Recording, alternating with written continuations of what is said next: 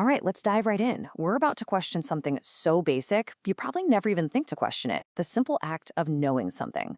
What if the way we think about knowledge, what it means to know, is actually kind of backward? Look, you know the Earth goes around the sun. You know your own mother's name. Simple, right? You were taught, you read it, it's just obvious. But the thinking behind this explainer pushes us to ask something way deeper. What makes that act of knowing possible in the first place?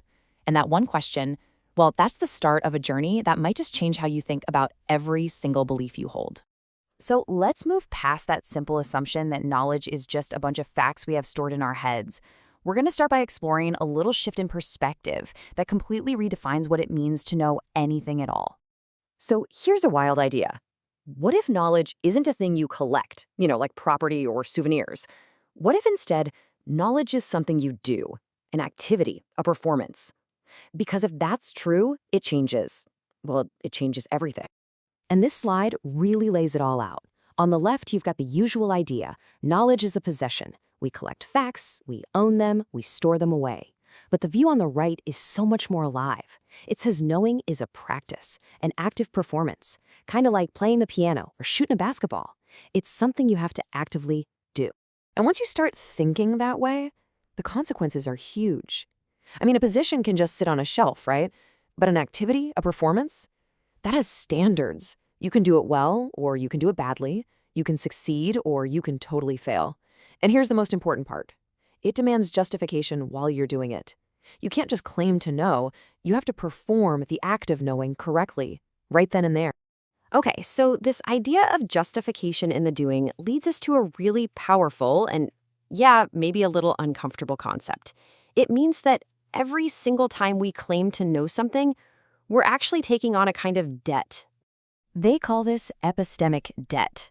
Sounds fancy, but epistemic just means it's about knowledge. And the idea is simple. The second you say, this is true, you've incurred a debt. You've basically taken out a loan, and now you owe a justification.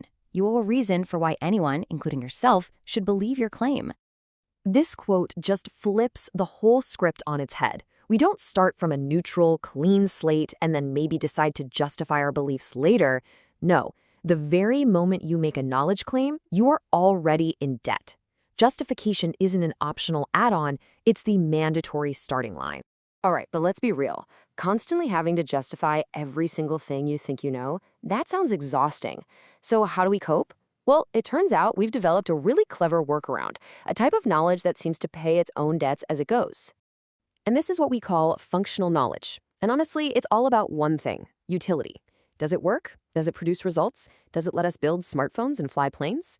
If the answer is yes, we usually feel like we don't need to dig any deeper. The results, we think, speak for themselves.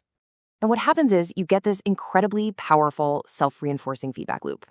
Our scientific ideas let us build amazing technology, like, say, the device you're watching this on right now. And the fact that the tech actually works feels like undeniable proof that the science behind it must be true. The circle closes, and it feels completely solid. But is that really enough? This is where the whole argument takes a really sharp turn. Because even with this amazing loop of functional knowledge, there's something incredibly important that's left completely unexplained. There's a hard limit to what just works can actually tell us. Okay, pay attention to this slide, because the difference here is everything. Functional knowledge just says, hey, this method works. If you do something else, you're not wrong, you're just being ineffective. But a truth claim, that's so much stronger. It says this idea ought to be believed. And denying it isn't just a practical mistake, it's fundamentally wrong. It has a moral weight to it. So let's just boil this all down to its most simple, powerful point. Think about this sentence. The fact that something works, that it gets results, that it lets us build bridges and send rockets into space. That fact, on its own, does not explain that feeling of obligation. It doesn't explain why truth has this authority over us, why we feel a true idea ought to be believed by everyone. The why behind that powerful little word ought is the real mystery here. And that distinction is the real kicker, isn't it? It forces us to look past just asking if something works. It's the difference between just using a tool and truly committing to a truth. And that leaves us with this final massive question. If it works isn't the whole story, then what is it that gives truth its strange and powerful authority over us? The source for this explainer leaves us right there, reminding us that knowing is a far deeper and much more demanding practice than we ever imagined.